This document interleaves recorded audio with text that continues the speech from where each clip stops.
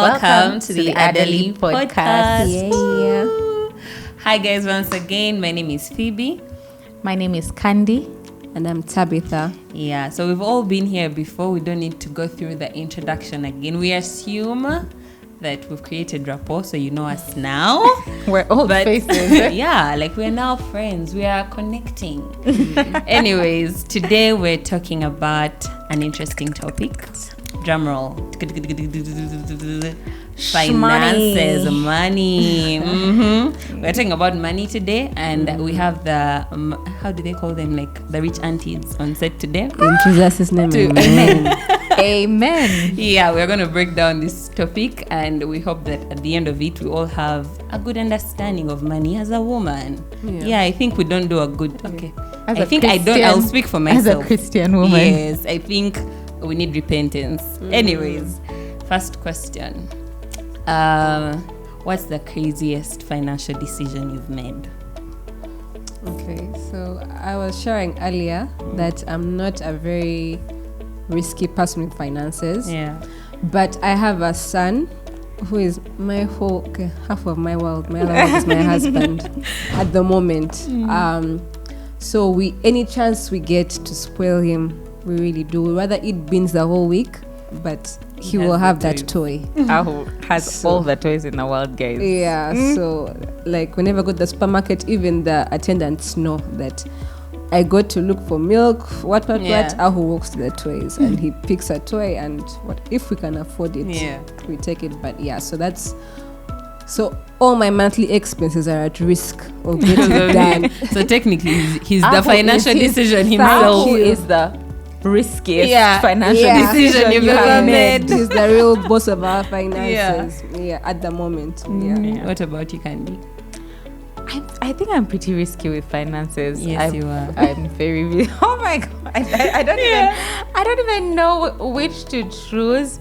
But I think my first big debt, getting into debt to buy a property, was a pretty big risk because you don't know how long you're going to have your job for, to pay back that property. But also debt is not necessarily something that's popular, but the reality is debt is also important if you use it wisely. So I think getting into debt is the riskiest financial decision. Speaking of property, my craziest financial decision, I'd forgotten the name of the shoes, but there are certain shoes I really wanted, guys. Are they heels? No, not even heels. Just, I don't know if I ever wore them. They better not be those ugly sambas. People will come for you. They weren't even. They were open shoes. How do they call them? They were white with the, I forgot what they're called. Anyway, pardon? I really wanted the shoes, and people had the shoes and they can get them downtown. However, I failed to get what I wanted downtown. So I walked into Woolworths. They were a crazy price. Wow. I just picked them and walked out. Those shoes lasted 6 months, guys. 6 months only. And the money I spent is a shame.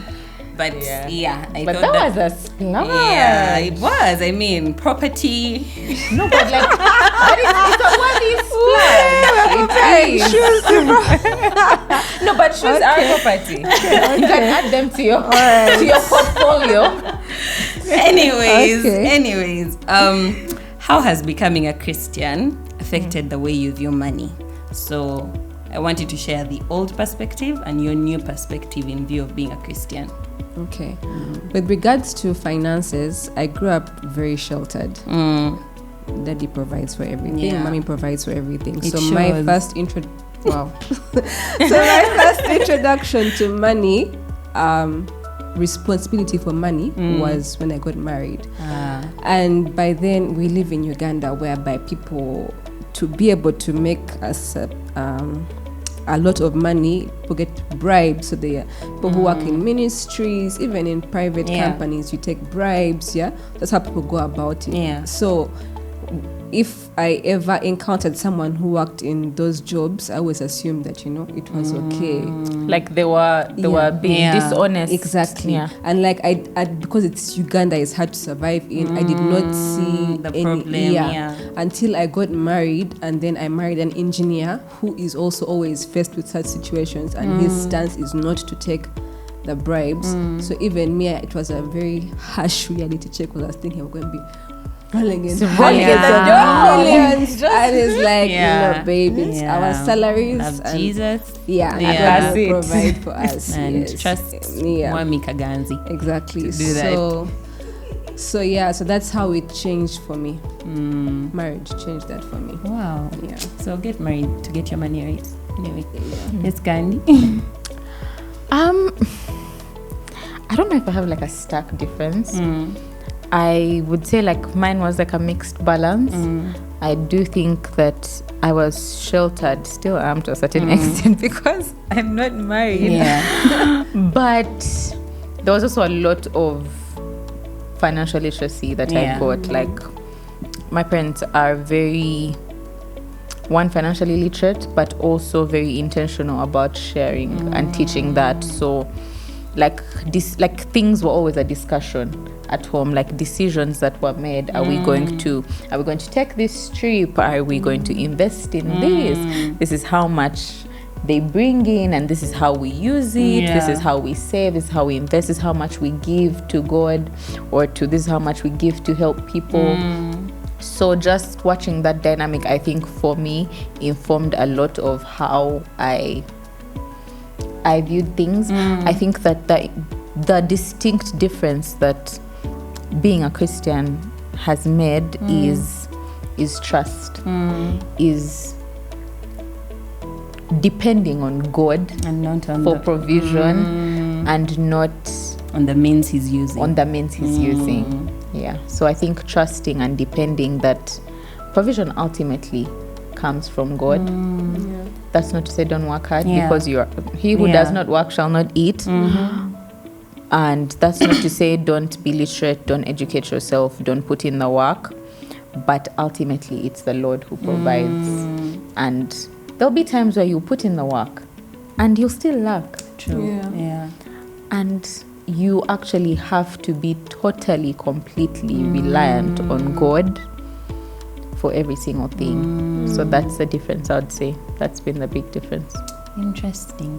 I think mine is not very distinct. In fact, I think I'm still in the before. I'm slowly morphing into the new perspective. But I also always grown up being provided for by my parents. So I had never thought of, in fact, I didn't rate money, guys. It was always available. No! It was a thing of like, when I need something, I ask and I get it. So I didn't acknowledge the value of money. So now that I've been, not earning, but that's why you are buying Woolworths shoes. Wow. Exactly, because I wanted the shoes. And what does money do? It gets the value of a shilling. Yes, and I think I'm learning its value, because I think we easily trash money generally out of Christianese, and yet money has its place. And I think the Bible speaks about the love of money being the root of all evil, not money being the root of all evil, but your heart's position about the money. So I think I didn't rate it, so you could call me spoiled, but not very, very spoiled. So I'm morphing out of understanding that, money is valuable and it can be used to, it's your means to get the real value that you're calling value. Yeah. Do you think that's because of your relationship with God, or just adulthood in general? Adulthood. Let me tell you, if you don't meet Jesus in adulthood, I don't know what will do it. Money in adulthood will force you to be true, because I think the more I'm growing, I'm realizing can't ask for every tiny thing. There are some things that my dad doesn't understand. Why do you need that? And then I'm I actually need a lot of money for this, and I can't just pick it. So, and do it. Yeah. Anyways, so still on the Christian, I don't want to call it the Christian perspective, because I think it's God's perspective. No, I want to say this is the abused Christian perspective of money, where the thing I was talking about, where we say money is the root of all evil, and there are so many Christian spaces that put money in that if you dare say you love money or you want to work, Yeah. it's giving. You've not gotten saved properly. So what is your say on that? Like, is it okay for a Christian to desire wealth and build wealth? Yeah. Or you're on the other? What's your take on that? Okay, so me, I'm definitely on the take of it. A Christian should desire wealth and build wealth, because to whom much is given, much is expected. Required, yeah. So I have a very giving heart. Yeah. So I believe that to people who God has really blessed with a lot of money, you should be able to now go out and bless the orphans, the widows. Yeah. So as for me and my family, Rambi, we are going to have money, and You're shall. building it. Yes. So if you see us rolling in big cars, don't be like that Christian babe. Like Sandra, we're gonna shout out. But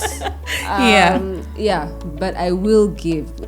That's what I think God has called the wealthy Christian, because people generally are Christians and they work hard, and they earn the money according to the work they have done. It does not make them. So if therefore you have a big salary, should you be like, no, I'm a Christian? No, take the money and then go and bless God's people. It's about the state of your heart, I believe, as you receive that money. So yeah, nice. Yes, Candy. So I know, like, money is evil, love of money is evil is referred to as Christianese, but I just wanted to share from Timothy, because I believe it's really important. 2 Timothy 6 from verse 6 says, "But godliness with contentment is great gain, for we brought nothing into the world, and we cannot take anything out of the world. But if we have food and clothing, with these we will be content. But those who desire to be rich fall into temptation, into a snare, into many senseless and harmful desires that plunge people into ruin and destruction.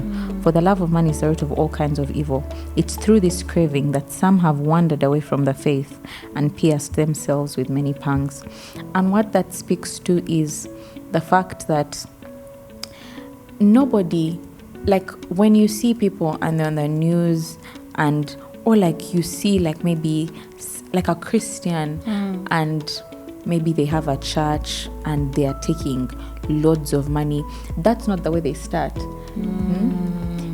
It's because it says that those who desire to be rich fall into temptation, into a snare, into many senseless and harmful desires.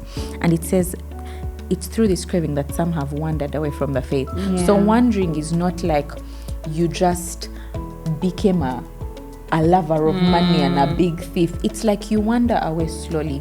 And that's why I think even when we say, like, yes, it's okay to desire to be rich, we have to be very careful, because sometimes that is love of money that is concealed in, I'm hardworking, I'm this. And it is a real temptation, because you can, the truth is, as human beings, our human nature is to desire to be rich, is to desire to be wealthy, is to desire money.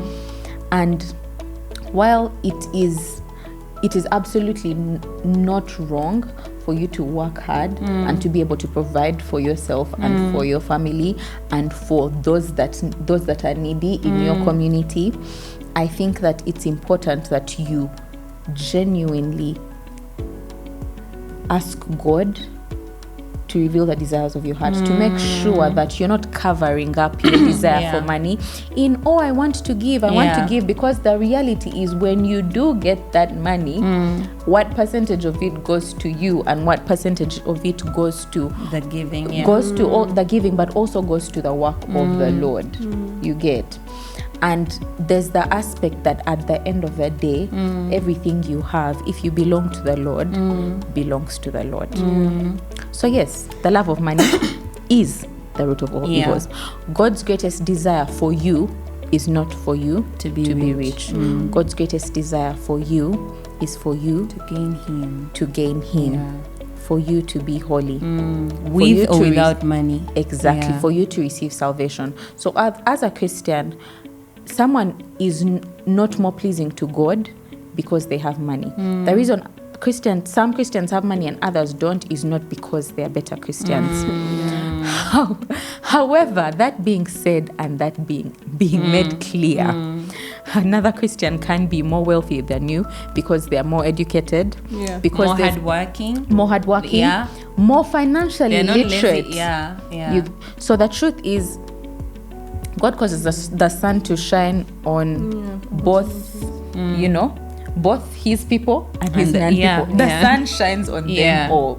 And the reality is, if you plant maize, the Lord's sun will shine and rain will rain. Yeah, and you'll get corn. And you will get corn. Yeah. Whether you love the Lord or you don't. Whether you don't.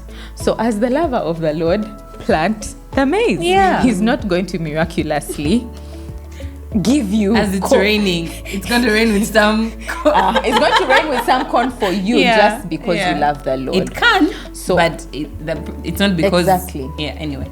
But also the Bible says to those who are stealing to steal no more and work hard so that they'll have enough for themselves and enough exactly to give. What I was reading. So that being said, there is an expectation for you to work and take care of yourself and to be able to give. So it's a delicate balance. It's a delicate balance. It's not go and look for money. It's not Christians shouldn't have money. No.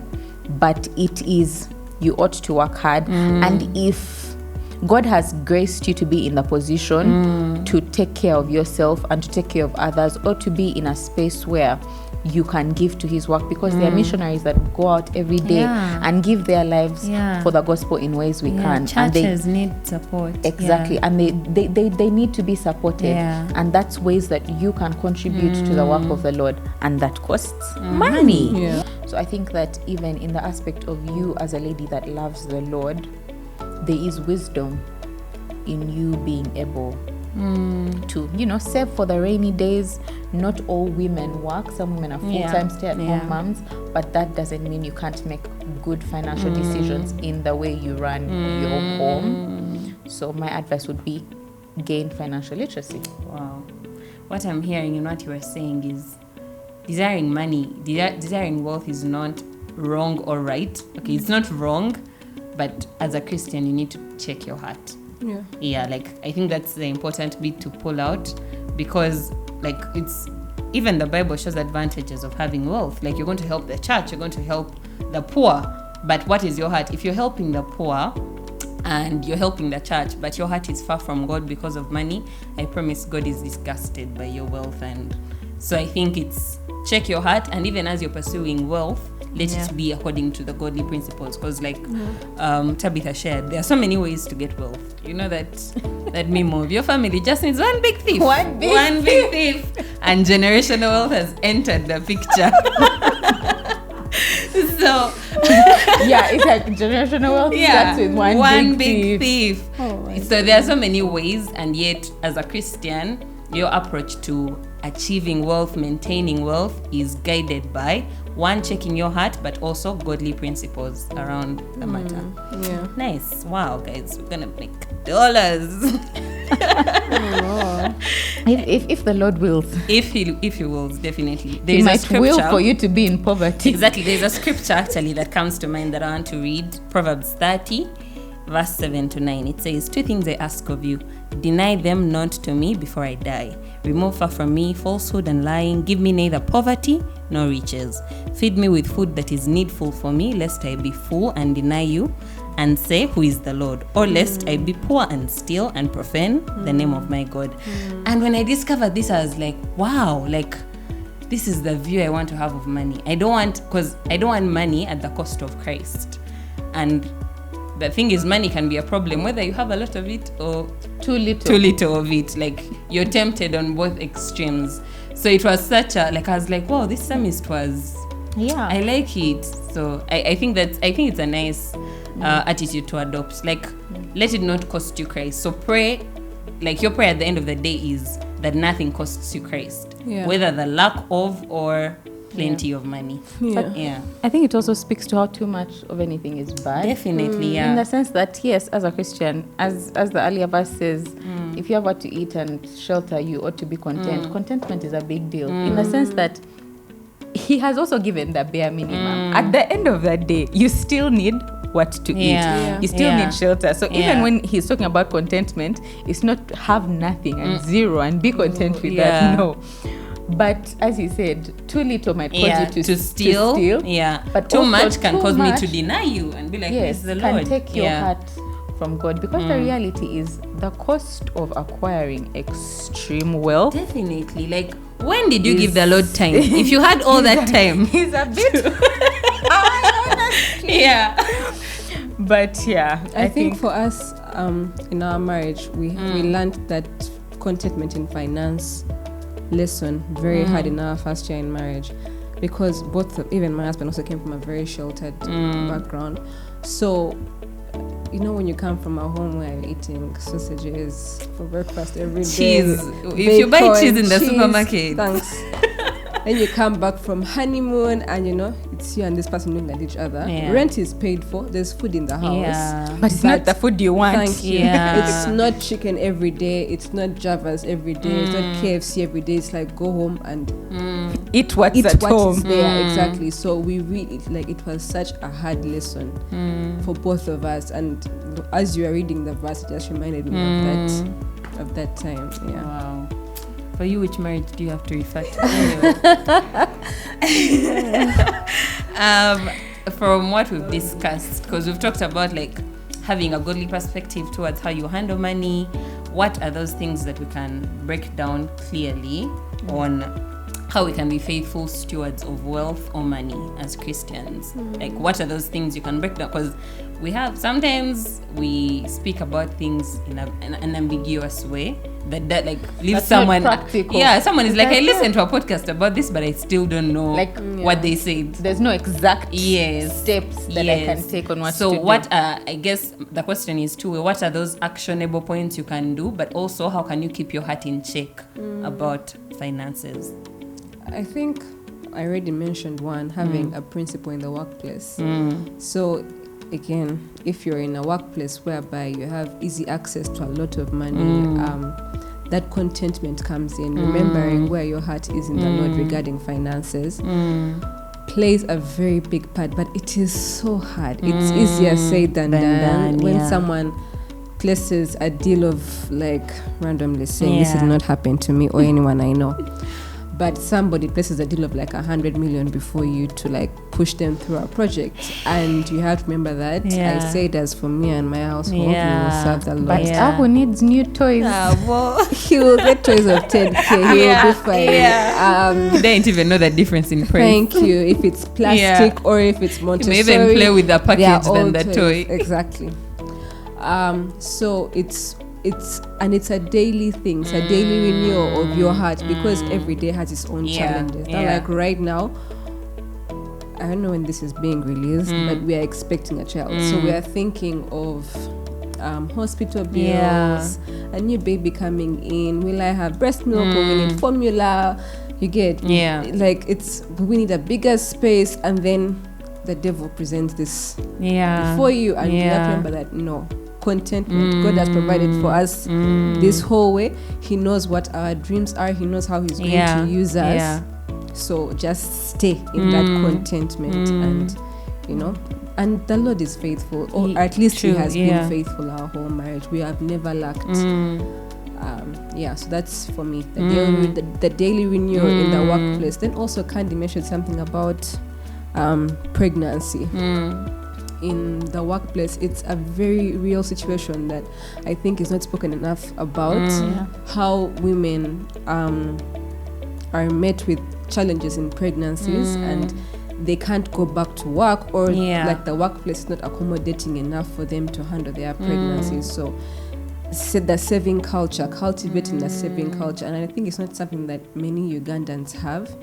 So cultivating that saving culture, moreover, as a woman, not expecting your husband to have the money for you, but as a woman, it was a shock that I experienced, but luckily my husband was able to hold the family at the time. But just imagine if he wasn't able to hold it, how were we going to handle? I literally could not work. So were we going to have to shift to another house or go back to our parents? So as a woman, it's something you should do. I keep telling my sisters straight from high school, please save for that rainy pregnancy period, so that in case you have to stop working for take like unpaid leave or something, you can be able to still move on in your family. Fun fact, because I don't know when this is coming out, but I'm probably done with med school when it's out. But one of the things that break my heart at one of the government hospitals are these women who come to give birth with no help because the man left. Yeah. And she doesn't have even money for gloves. And the way it works in government hospitals is you buy the essentials. It shouldn't be, I don't know if I'm reporting the government to I don't know who, but it shouldn't be like that. But usually you have to buy the small necessities. And these women come and I'm like, how did you let... And I know there is space for those who have been abused, but there are those who have had consensual relations and made children without a plan in the world. And I'm just like, it breaks my heart because I feel like the bigger problem should be solved. Like the bigger problem is not even that you're pregnant, but how are you not able to like just earn a little or have a, like that thing of I need to work, I'm bringing a child into the world. Like I like, it really blows my mind how someone shows up to bring a human being. And I'm not talking about, I know people can attack this of, people get pregnant in different ways. That's not the group I'm talking about. But an adult, you're bringing a whole other human in the world, and you, like, your only hope was this man who was not even your husband. Zero. It's crazy.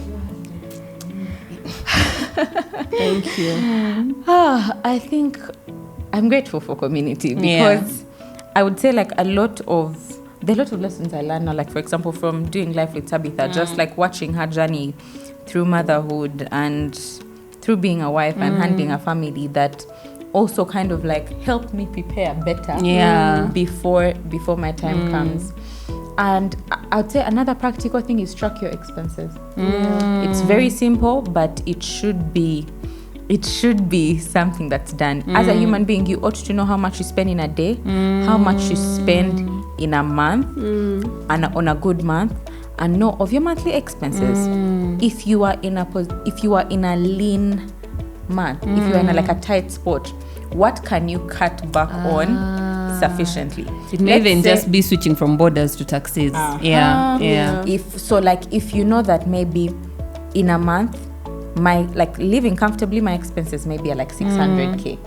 That also helps you plan, budget, save, because within 600k you can live comfortably. Or it also helps you consider maybe when you're taking work, when you're looking for what skills to do, maybe when you're getting paid, what do you need for that month? But also knowing in your plan, in case I was to not have money, what's the list that I would need to survive? Let's say in case I switched from borders to taxis, in case I switched from 10k lunch takeaway to maybe 3k I cut down the data. That slaps. That 3k katogo slaps. Like what the data expense. Exactly. What would that go down to? Actually have your expenses written down. That also helps in planning. If you know, let's say in my home, this is what takes the most money. Maybe whose toys whose toys. Maybe it's toilet paper, maybe it's toothpaste. And maybe every month I buy, this is what takes my money. You're like, if I buy in bulk, will that reduce this expense? And then you also buy in bulk. There's a theory that poverty is a mentality.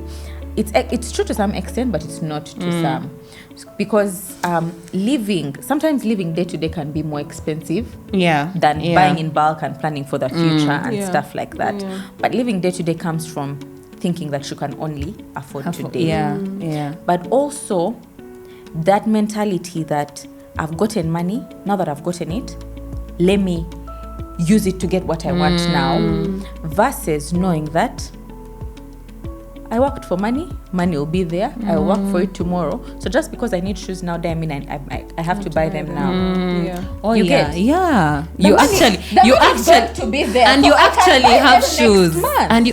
have shoes, exactly. So just getting into the culture of what you want is not what you need. If it's not an everyday expense like food, electricity, if it's a splurge, because I think splurges are important, especially as a working person, I do think you have to enjoy your money a bit. But for splurges, they have to be pre-planned, not often spontaneous splurges. In the sense of, I want these lovely pink shoes. Might not be pink for you, pink's my favorite color, but I want them, I've seen them today, they're really lovely. Can I put them in next month's budget? Yeah, because they're not running away. If next month I've already planned to maybe change my car tires, can I put them on the other month? Not that I have to drain myself silly dry next month. Just you get. Yeah. So for splurges as well, plan. So track your expenses, plan, have things written down. There's a reason balance sheets exist. There's a reason companies that use them well are successful, and as an individual, you can run your home like that. Wow. Or if you don't have a home, you can run your life as a human being. Yeah. It's your company. Yeah. Exactly. Prize YouTube channel Yanje. Subscribe. Anyways, I hear that, and I think it's one of the the things I've implemented in my life recently. Remember when I said I'm still morphing into the new, because money was such a blah, and like now I'm like, hey, Bambi, I'm expensive, and yet I'm not even earning yet, Kati. And you're not seeing where your money exactly, is going. Thank you. But that makes a lot of sense. Like, just I was actually talking to a friend recently who said, like, just write even the like tiniest expenses. Yeah, you can use a notebook, but also now there are a lot of apps that help with. Oh yeah, there's wallet. There's a lot of apps that help with tracking. You can just look them up and try that. It really, I know it may look like minimal, because you're like, it's probably going to show me like a extra 2k, but you don't know how much that 2k amounts to in 2 months, like every day. So anyways, sorry, I wanted to say one last one. Gain a paying skill. What's that? You don't have to use it, but it could be plaiting hair. Oh, a paying skill. A paying skill. It could be plaiting hair. It could be doing accounts. It could be doing taxes. It could be training, whatever it is. Gain a paying skill, in the sense that whatever tough spot you're in, you might not be able to live luxuriously, but you can walk to a salon and plait hair, and you will have what to eat. Yes, like you can buy that 500 shillings pamper for your child. Exactly. So just gain a paying skill. Anyway, I think what I can answer to this of being a faithful steward and keeping our hearts in the right posture is what you said. Where we remember that God is our provider, because it's such a thin line. It's such a thin line on running on the end of, okay, now I am doing all this, and it's the reason I am having a comfortable life, and being able to, because I work hard, my saving game is up there, and yet at the end of the day, it's God. Like, there is a clip I saw recently of a babe crying. She opened her box. Her savings box, and the rat had chewed the money. every note. I